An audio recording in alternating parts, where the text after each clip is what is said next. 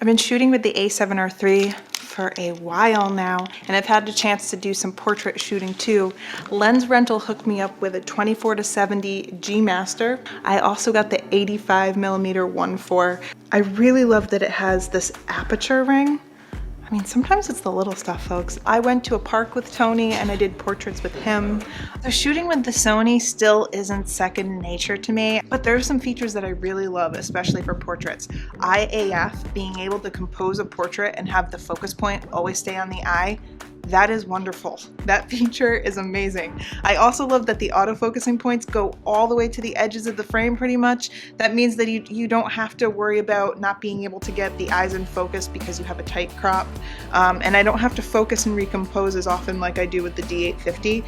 Focusing and recomposing is pretty easy to do, but it can also be unreliable, especially if you're shooting with a small aperture number like 1.4. I was also concerned about the glass, if there would be good lenses for portraits, and this 85 1.4 G Master is really nice. The 24-70 G Master is really nice. I also noticed that Sigma lenses focus better on the Sony bodies than on my Nikon. The A9, they work even better than on the A7R III, but that's just good news because that means you have a bigger lens selection now.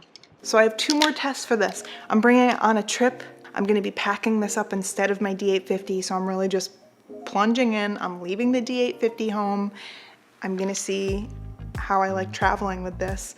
And then also the next challenge is wildlife. I'm going to be getting the Sony 400mm lens, and I'll be trying that out with this in a teleconverter to see if it can replace my Nikon 600mm on the D850. So that should be interesting too. I feel like once I try that, general shooting, portraits, wildlife, travel, at the end of these adventures, I'll be able to decide if I'm sticking with the A7R III or if I'm just not ready yet. So stay tuned.